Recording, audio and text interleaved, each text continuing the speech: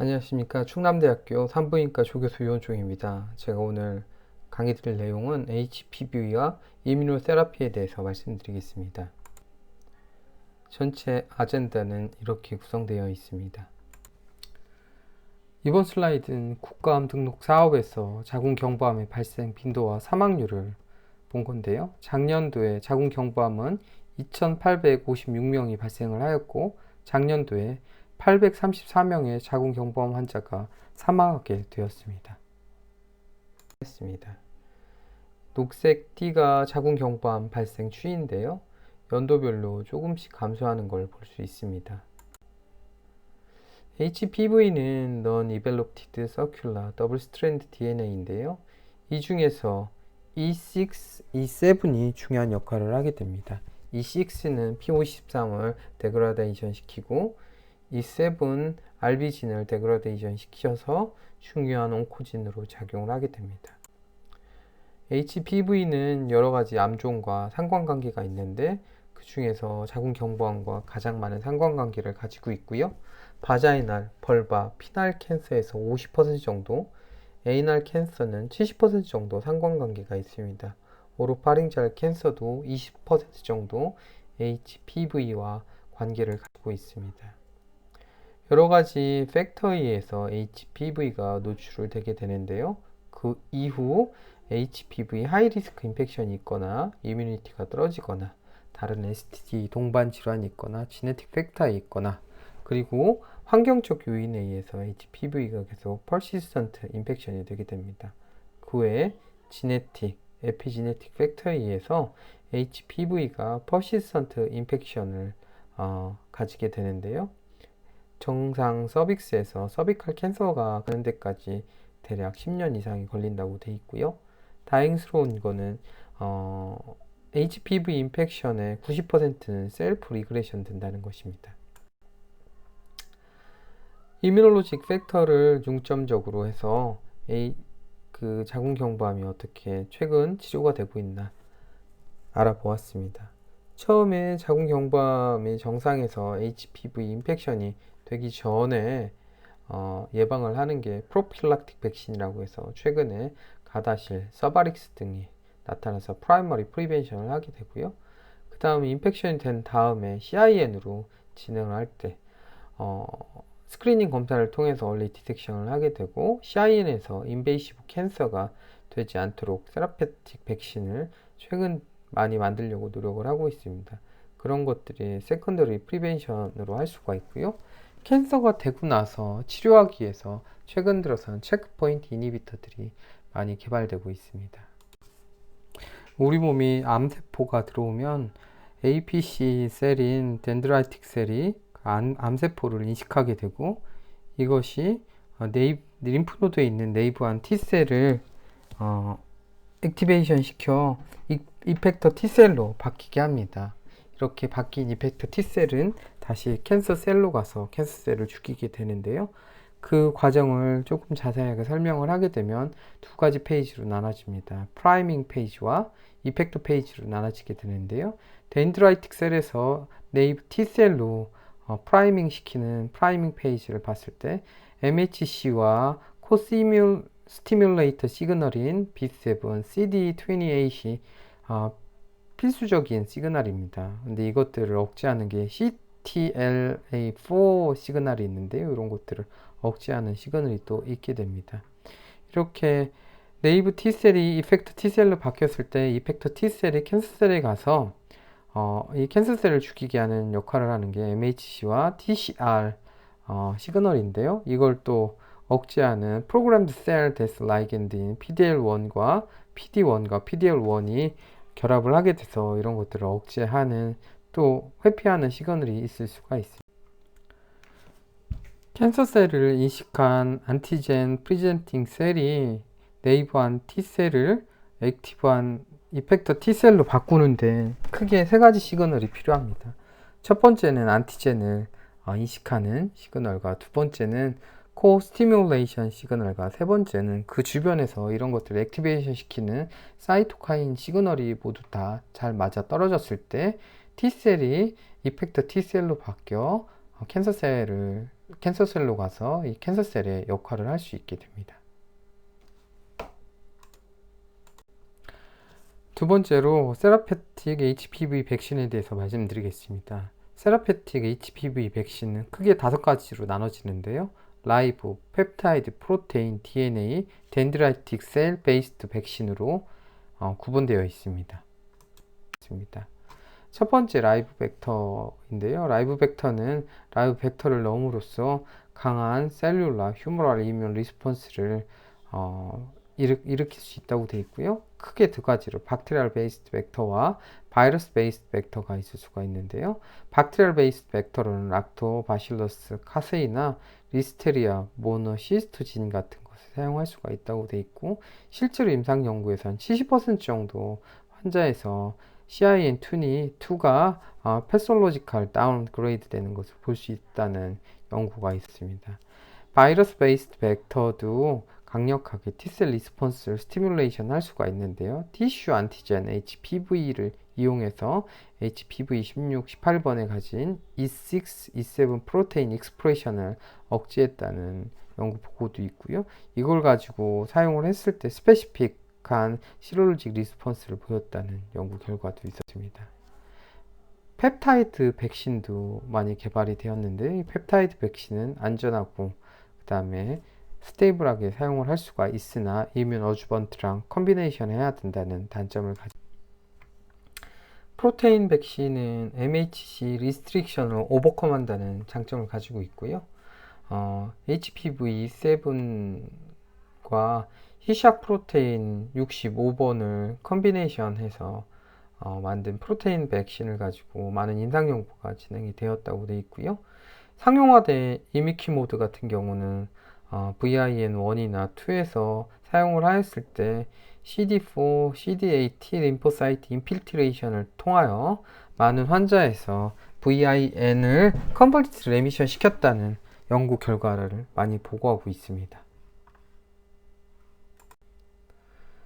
네 번째로 DNA 백신인데요. DNA 백신은 안전하게 사용할 수가 있고 반복적으로 사용할 수가 있습니다.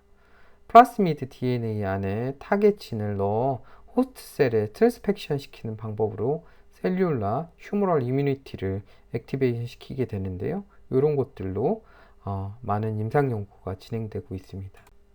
마지막으로 덴드라이틱 셀 베이스드 백신인데요. 이런 것들도 E7 스페시픽 CD4, CD8 T셀의 이뮤 리스폰스를 유발을 하여 서비컬 캔서셀 환자에게 치료로 사용될 수 있다고 하고 있고, 이것에 대해서 과거 임상 연구가 진행이 되었습니다. 세 번째로 이뮨 체크포인트 이니비터에 대해서 설명을 드리겠습니다. 자궁경부암은 지금까지는 자궁경부암이 걸렸을 때 서저리, RT, 케모세라피 같은 인터벤션으로 치료를 하게 되었습니다. 그러다가 치료가 되지 않으면 팔리에이티브 케어에 가게 되었는데요. 이제는 바이오마커 기반의 표적 항암제가 많은 암종에서 발달을 하게 되었습니다. 그래서 유방암에서 헐투 돌연변이가 있을 때 헐세틴을 쓴다던가, 폐암에서는 EGFR이 뮤테이션이 있으면 이레사나 타세바 같은 걸 쓴다던가, 난소암에서는 브라카 뮤테이션이 있으면 림판자 같은 표적 기반 항암제를 쓰게 됩니다. 자궁경부암도 최근 들어서 아바스틴이라는 표적 기반 항암제를 사용하고 있는데요. 이것은 신문에 나온 것을 발췌해 온 것입니다. 최근에 항암제는 1세대 항암치료를 화학 항암제를 이용해서 항암치료를 하게 되는 이것들은 부작용이 발생하게 되고요. 2세대 항암제로서 표적 항암제를 사용하게 됩니다. 암 원인 물질을 공격해서 이것들을 없애게 돼서 암세포를 사멸하게 되는데요. 3세대 항암제로 환자의 면역력을 높여가지고 이걸 이용하여 면역 기능 개선을 통해서 암 치료를 하게 됩니다. 다른 항암제는 생존율이 계속 떨어지게 되는데, 표적 항암제는 생존율 증가를 보일 수 있다고 그 신문에 보고를 하고 있는데, 다 그렇진 않지만 최근 들어서는 면역 항암 화학요법이 가장 핫한 것 같습니다. NCCN 가이드라인을 봐서도 자궁 경부암에서도 세컨 라인 이상에서 펜브롤리주맙이 치료로서 프리퍼드 된 레지멘으로 등장을 하게 되었고요. 이런 타겟 세라피는 첫 번째 1992년 PD-1이 발견이 되고 99년 PD-L1이 발견되면서 점점 멜라노마를 통해서 혈액암에서 많이 사용을 하다가 최근 들어서는 고형암에서 많이 사용하게 됩니다. 이런 식으로 2000년대 이후에 FDA에서 많은 승인을 받게 되고 2015년부터 16년까지 많은 암종에서 이뮤노 온콜로지 드럭들이 승인을 받게 우리나라 식약청에서도 2017년도에 GY 캔서에서 MSI 하이와 DMMR 있는 튜머에 대해서 펜브롤리주맙에 대해서 허가를 내주었고요. 그 다음에 아벨루맙이나 두발루맙 같은 것도 허가를 내주었습니다. 2018년도에는 서비칼 캔서에서 펜브롤리주맙이 사전 승인 신청에 의해서 쓸 수 있지만 쓰도록 허가가 났습니다. 실제로 MSI 하이인 튜머에서는 펜브롤리주맙이 여러가지 암종으로 첫 번째 FDA 승인을 많이 받게 돼서 여러 군데에서 광고 이전에 나왔던 슬라이드인데요.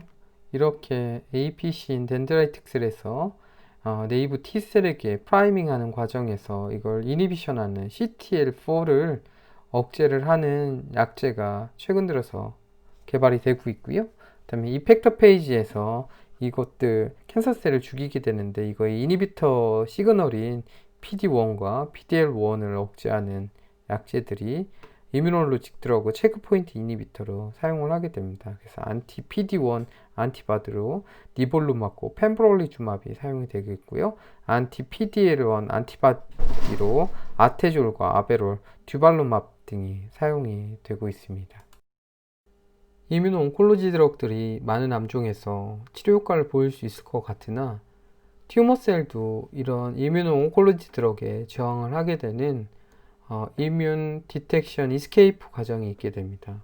대표적으로 Treg 등을 이용하여 이뮤노 서프레시브 셀의 리크루트먼트를 하게 되거나 아니면 이뮤노 서프레시브 몰레큘인 TGF-베라나 VEGF 같은 거를 릴리징 하게 됩니다. 그 외에 PDL1 몰레큘을 업 레귤레이션 시키거나 MHC3 클래스 1 익스프레션을 다운 레귤레이션 시키는 메커니즘을 사용을 하여서 이뮨 서프레시브 마이크로 인베런먼트를 프로모션하는 튜머 프로모션 이뮨 디텍션 이스케이프 과정이 있기도 합니다.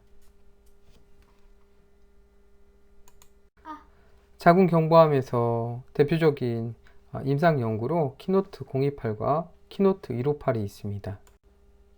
그중 키노트 158 스터디에 대해서 간략하게 설명을 해드리겠습니다.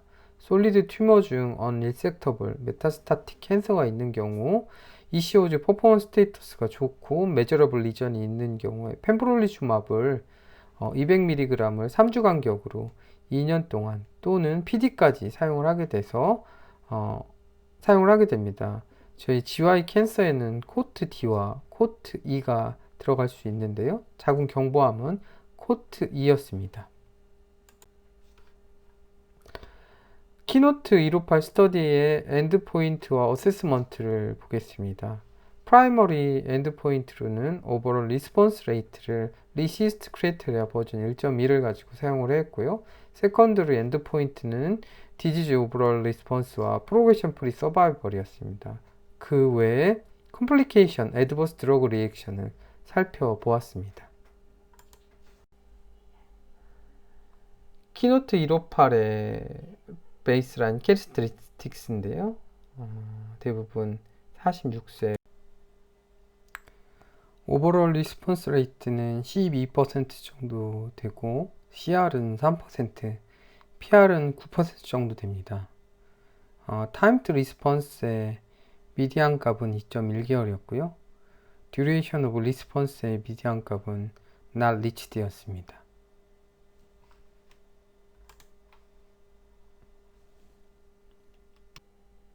그다음에 애드버스 드러그 리액션은 하이퍼사이로이디즘이 가장 많았고요. 그 외에는 피곤함, 나야레 등이. 이번 슬라이드는 여러 이뮤노 온콜로지 드럭의 사이드 이펙트에 대해서 나타내고 있습니다. 보라색이 펜브롤리주점합의 사이드 이펙트인데요. 대부분 사이드 이펙트는 거의 이뮤노 온콜로지 드럭이 비슷합니다. 그러나 펜브롤리주점합은 다른 이뮤노 온콜로지 드럭에 비해서 하이퍼사이로이디즘이 조금 더 많은 것을 볼 수가 있고요. 그 외에는 다이아리아, 퍼티그, 노지아, 프로라이티스 등이 많은 컴플리케이션으로 나타내고 있습니다. 현재 부인함 영역에서 면역치료제의 사전 신청 요법 허가초과 항암 요법에 대해서 이번 슬라이드에서 말씀드리겠습니다. 대부분 펜브롤리주맙이 2차 이상에서 팔리에이티브한 요법으로 사용되게 되고요. 급여는 100대 100으로 사용되게 됩니다. 난소암에서 3차 이상에서 니벌루밥이 사용할 수 있고요. 자궁 경부암은 2차 이상에서 모든 스쿼머셀 카시노마에 PD-1 발현과 상관없이 펜브롤리주맙을 사용할 수가 있고요. 그의 다른 타입은 PD-L1 양성이거나 또는 CPS 1 이상이 되는 진행성 자궁 경부암에서 펜브롤리주맙이 2차 이상에서 사전 승인 신청 요법을 허가받은 경우 사용할 수 있습니다. 네, 있고요. 그러면 이뮤노 온콜로지 트리트먼트를 했을 때 어떤 환자가 가장 베스트 리스폰더로 우리가 알 수가 있을까? 과연 PDL은 익스프레션을 가지고 알 수가 있을 것인가? 아니면 이뮨 릴레이티드 진 익스프레션을 가지고 알 수 있을까? 아니면 그 외 다른 DMMR, MSH, MSI 하이 스테이터스를 가지고 알 수 있을 것인가? 아직까지는 정확히는 알 수는 없는 것 같습니다. 실제로 가이드라인은 어떤 환자에게 이런 이뮨 체크포인트 이니비터를 쓸 것인가에 대한 JCO에서 가이드라인을 제시를 했었는데요. 로컬리 리커런트 퍼시스턴트 서비컬 캔서에서 이니셜 팔리에이티브 트리트먼트를 사용을 한 다음에 첫 번째는 컨벤셔널 키모 에이전트를 사용을 했는데, 그렇게 사용했음에도 불구하고 프로그레션을 하면 그의 PD-L1이나 다른 이뮨 체크포인트 마커를 사용을 해서 그런 것들이 존재를 한다고 하면 펜브롤리주맙 같은 약제를 사용할 수가 있고, 그렇지 않으면 다른 라인의 클리니컬 트라이얼을 인롤하라고. 이번 슬라이드는 서비컬 캔서의 이뮨 온콜로지 드럭의 온고잉 트라이얼에 대해서 조사해 보았습니다. 대부분 다른 이뮨 온콜로지 드럭이나 그다음에 표적 항암 화학요법, 그리고 기존의 항암 치료제와 컴바인해서 하는 그런 온고잉 트라이얼이 액티베이션 되어 있습니다.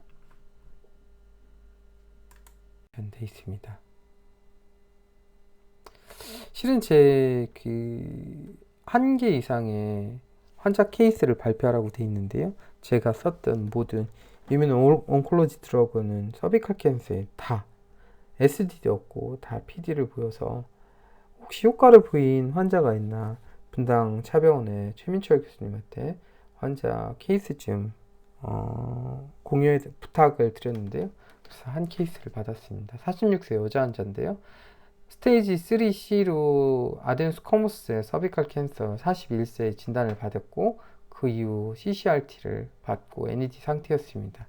수술 이런 치료 후 2년 후에 령에 올리고 메타가 있어서 밧주로 메타스타텍토미를 하고 나서 탁솔 시스 아바스틴을 6차를 써서 NED였는데, 그 NED 후 8개월 후 메디아스틴을 리커가 됐다고 합니다. 그래서 다시 한번 바치를 사용하고 세컨 라인인 서드 라인인 탁솔 카보를 6차례 시행을 하고 또다시 CSCT상 롱 메타가 발견을 해서 시스플라틴 에토포사이드를 6차 하고 그 다음에 카보 싱글을 2번을 시행을 했답니다. 그래도 프로그레션에서 2019년도부터 키투르다를 현재까지 사용을 하고 있다고. 이 환자의 체스트 CT 소견입니다. 베이스라인에서 체스트 CT상 튜머가 보이는 것을 볼 수 있습니다. 키트루다를 사용하고 나서 3사이클, 6사이클을 사용 후 팔로우업 체스트 CT를 찍었을 때 보이는 튜머 사이즈가 줄어드는 것을 봐서 파셜 리스폰스를 보이는 것을 볼 수 있습니다. 환자는 현재도 온고잉 펜브롤리주맙을 사용하고 있다고 합니다. 근데 아직까지도 이렇게 이뮨 체크포인트 이니비터는 대답할 수 없는 unanswered 퀘스천이 있습니다. 이게 잘 들을 수 있는 프로그노스틱 마커가 어떤 것이 있을 것인가? 썼을 때 언제 스탑을 해야 되는가? 만약에 CR이 왔다고 하면 언제까지 써야 되는가? 안전성에는 문제가 없는 것인가는 아직 계속 고민을 해봐야 할 것 같습니다. 경청해 주셔서 감사합니다.